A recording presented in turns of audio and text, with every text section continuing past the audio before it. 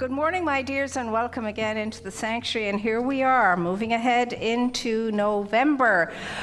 But regardless of the movement of life, which is always in flow and in flux, we're here now. And the most important moment is the now moment, the present moment. So where am I in this moment now? Who came through the door by means of you today? What was going on? Which part of you were you identified with today when you walked through the door? Well, this is a call now to mindfulness. It's a call now to be here and now, to be present. It's a call to be open, receptive, and listening. It's a call to know that something wonderful is about to happen. Something wonderful is about to happen. Why not? By means of you. By means of you. This could be the moment when you just have awakened a moment, and things could change drastically for the better. Just like that. It could, it's possible, but that's up to you. So today we're looking at what our theme for the month is, and it's on intelligent spiritual leadership. I think there's no other kind of leadership, actually, but intelligent spiritual leadership. And we're looking at it under the banner of self-mastery. It's a big thing to tackle in a few minutes, and of course we're not going to do that. It's going to take us our eternal lifetime to tackle this one, and that's not more than a few days, or a few hours, or a few moments. And so we're looking at this thing called self-mastery. And I wonder how we all came in today, how masterful we were in the way we think about ourselves. What was going on with us? Do we feel in control? Do we feel that we have self-awareness? Do we feel that we have a self-understanding? Do we feel that we are having this experience with self-care and self-management and self, whatever, with capital letters, self? And so, my dear ones, we get to think about that today and this week, for the coming week. Of course, it's more than a week's job, but that's where our focus is this week, on this one thing, self-mastery. It's most important. It's a key spiritual concept. And if we're not working with it, alongside of it, and in the process of it consciously, then we're going like this. We feel like we're traveling, we're moving, and we're always running and so on, but not in the forward direction, just in circles. Know what happens when you go around in the same circle over and over again? You're digging a hole, and you're going deeper into it with every rotation. It's not funny when you get down there. Then you have to jump up and out of it. We don't want to do that, enough of it already. So self-mastery, where do we begin? Where do we begin? Always now, here, and with myself. And life is about a relationship with myself and no one else and nothing else. It's a relationship with myself. But of course, eventually I get to understand myself includes everything and everyone, all of it. Now, Ernest Holmes says, man must. Man is in the process of working with the forces of nature and coming into cooperation with her purpose according to the laws of nature.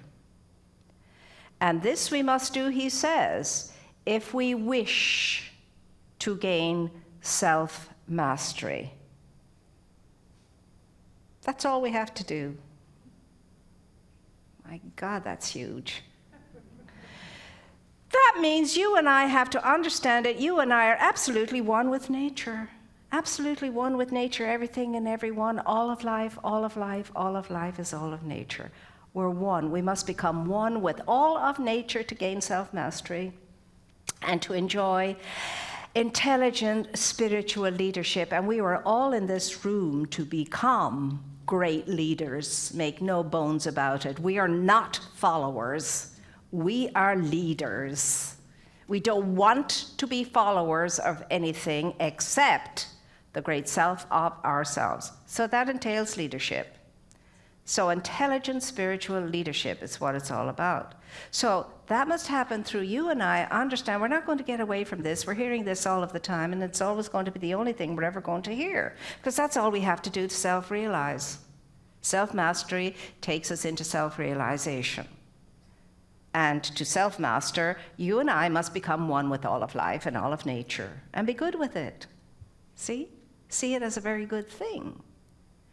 Now, he says that according to, Ernest Holmes says, according to nature's purpose, which is goodness, beauty, and truth. It's interesting he picked those three words. Out of all the words he could have picked, he said, the purpose of nature is to realize goodness, beauty, and truth. So for you and I to be one with nature, we have to attain goodness, beauty, and truth. With regard to what? All of life. I must see the goodness in all of life. I must find the beauty in all of life. I must be able to identify the truth in all of life. Well, it's not going to happen until I first identify those three things within myself, because it always begins right here at the center, core, which is myself. And so that's the endeavor, that's the process, that's the quest, that's the Holy Grail to be realized. This sense of yourself as goodness, beauty, and truth, if you and I are to ever self-realize through self-mastery. And self-mastery has to do with coming into self-awareness, self-care, self-understanding, self/time management. Self. There's only the self, it's all about the self, but the capital self. Not the egoic self, the essential, eternal essence that we are self. That's what you and I are here for. The only reason why we're in being at all is to self-realize, wake up, and remember who and what we are. So for that to happen, self-mastery, you and I must have an experience, a metanoia. I love that lovely word, metanoia. It's a change of heart, a change of realization, a change of understanding, like the prodigal son had. We were told he came to himself. Now, that's what you and I are in the process of doing. Work on God knows we need to come to ourselves, do we not? Yes, we must come to the self of ourselves. And then we begin. We begin our true purpose. We begin realizing our true purpose, actualizing our true purpose.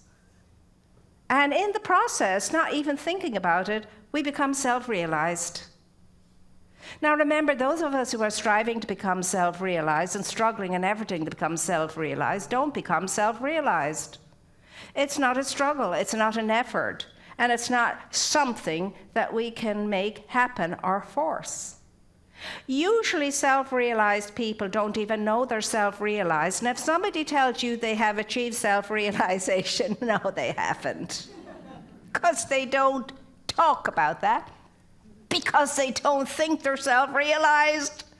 They're just being what they can be in goodness, beauty, and truth. And when you're one with the all, and you can see that you're one with the all, there's no need to talk about it. Indeed, there's no need to talk at all.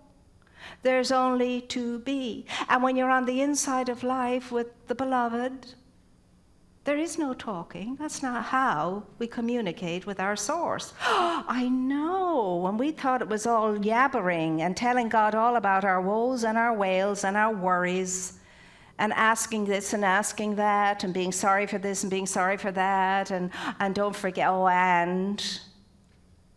No, true communication with source is silent.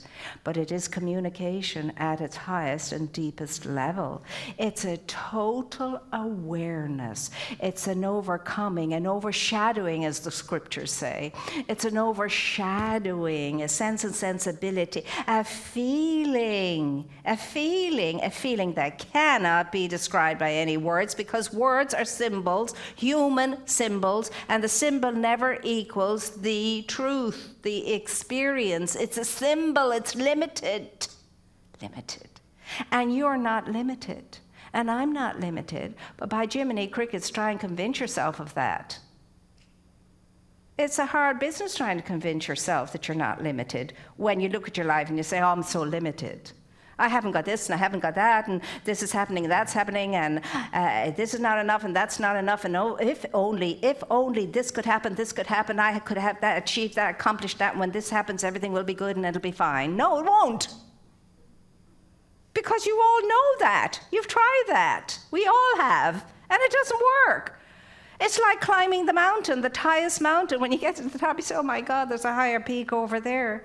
So you can't put on your laurel and say, I've accomplished, I've achieved, I'm at my zenith. No, you have to come all the way down the mountain again and go all the way up the other one. And then guess what you find? A one higher than that again. That's eternal life. But you and I are equal to it, or we wouldn't be here. We certainly wouldn't be here. And especially those of us in this room, if we're listening to this, we're ready for it, and we want it. We want it. That's the thing. That's why we're here. Otherwise, we could be down on the beach enjoying a beautiful breakfast and then going walking and finding shells and stones and all kinds of wonderful things. We could be doing all kinds of fun things, but no, here we are sitting on chairs that are probably not too comfortable for some of us, and so on and so forth. And what's it all about, Alfie? That's why we're here. Now, I'm only echoing something. These are not my opinions. This is the learning of the centuries, the wisdom of the ages that gets echoed through. I'm sitting down there in the seat as much as you are. I need to hear this as much as anybody needs to hear this. I need to wake up as much as anybody needs to wake up. We're all the one thing, God in expression, individually unique, one of a kind. That's why it's no use comparing yourself to somebody else. It's like comparing an apple with an elephant. It's silly. It's all about you. It really is. This is one time when you get to say, well, it is all about me. The self of me, the greatness of me, the goodness of me, the beauty of me, the truth of me, the essential essence of me. Just like the drop is not just a drop, it's the very ocean. Just like the sun ray is not just a sun ray, it's the very sun. You are a part and particle of the infinite being, but there's no differentiating you, the particle, from the being itself. It's all one thing, and you have an essential aspect of being in that whole thing. And if you cannot be fully yourself, nobody else can take your place or fill that beautiful spot where you are in it all. And so if you don't bring on your own goodness, it doesn't happen. And then life has to continue until it is all one, until we all catch up with that, until we all are able to look at ourselves in the mirror and say, honest to God, I don't know how it is, but it is, and I'm it.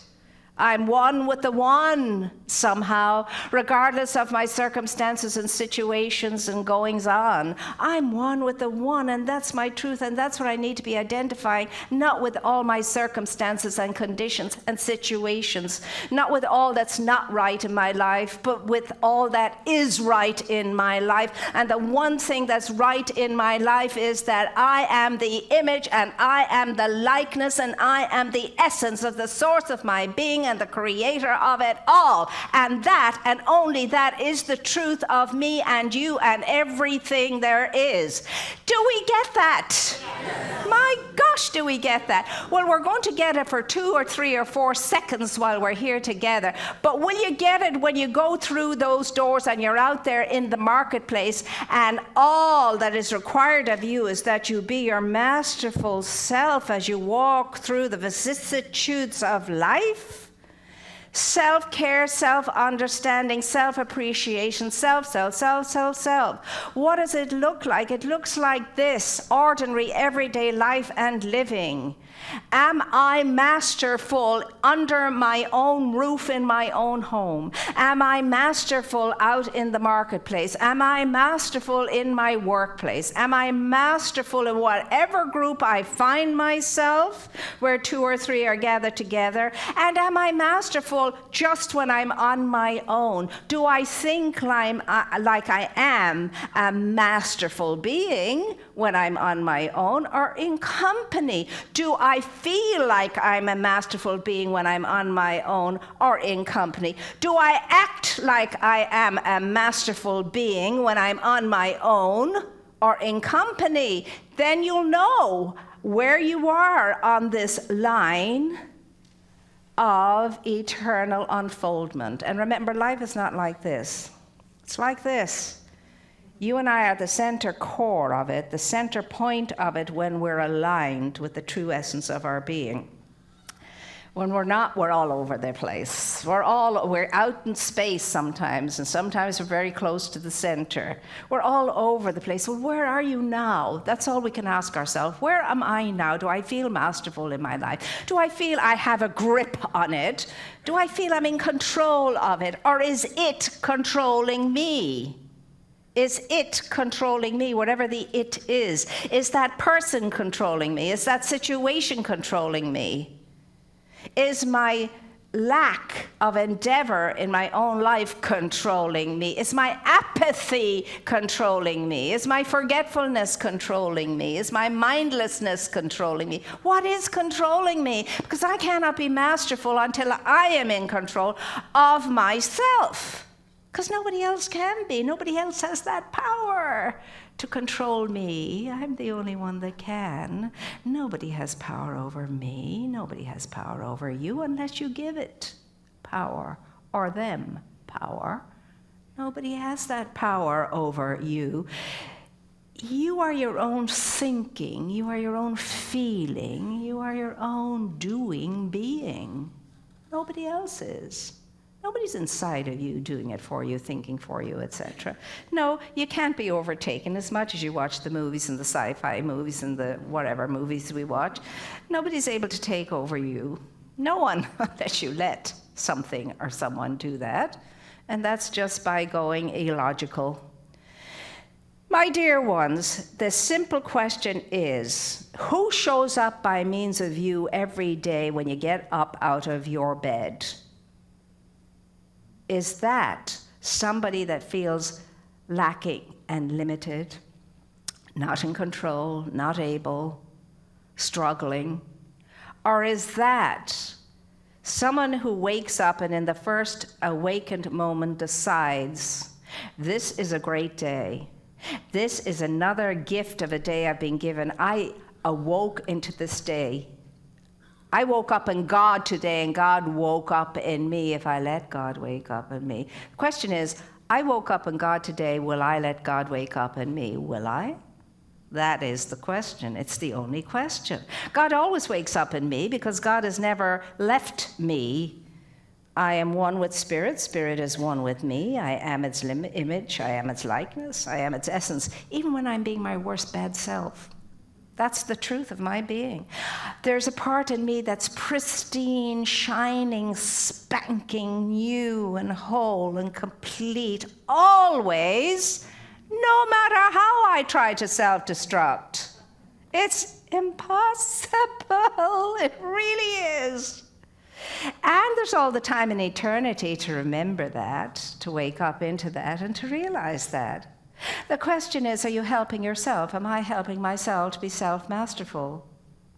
And only then can I help anybody else to be self-masterful. See, here's the thing. What I know about myself, others know about me. What I feel about myself, others feel about me. That's something to know.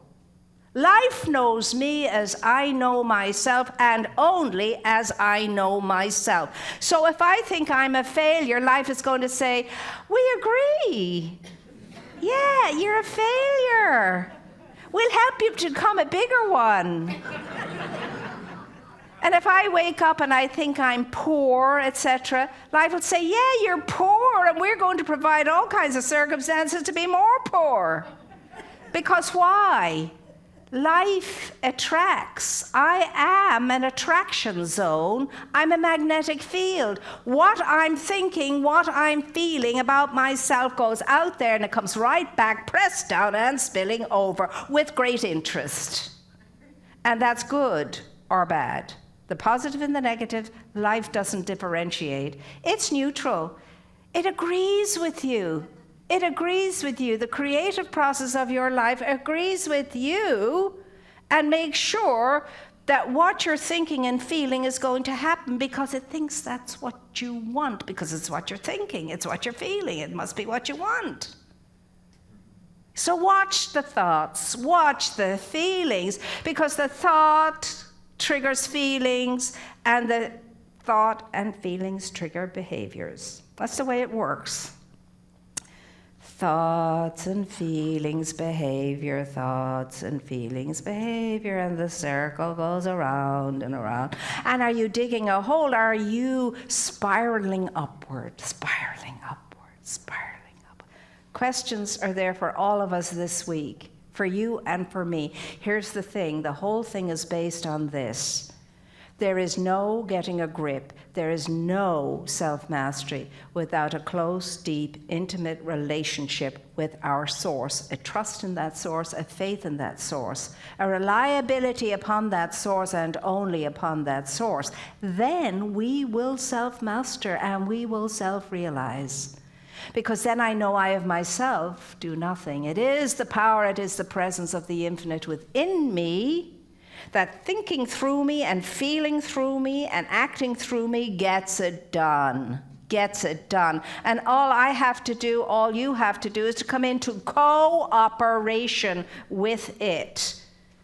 To be in cooperation with it, to be in agreement with it, to be in alignment with it, so that life can indeed be the very good thing that it is meant to be.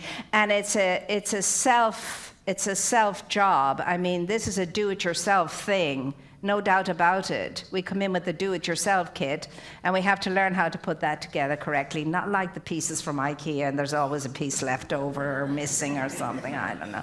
I know I did that once with the desk, and I did the desk, and it looked fine, but I had a piece left over, and I still don't know where that piece is supposed to go. So this is a do-it-yourself, and you can do it, and so can I. So who are you when you're with yourself? Who are you when you're with others? Now here's the best possible advice I've ever been given. When something or someone is irritating the living daylights out of you, when something or someone is getting on your last nerve, and it could be yourself, actually. It really could be yourself, and mostly yourself, actually. It's mostly ourselves. Press the pause button. On the thoughts and the feelings, press the pause button. As soon as you press the pause button, breathe deeply. Just keep breathing and think about nothing except breath. Just know I'm breathing, I'm breathing, I'm breathing. Yes, I'm breathing. It is a good thing. I'm breathing, I'm breathing. And then if it's too much of a situation, remove yourself from it. Do not engage. Do not engage. Remove yourself from the situation. Simple words. Pause. Breathe. Remove. Pause. Breathe. Remove. Back away from the source. And I promise you, that's the easiest, quickest way to gain self-mastery.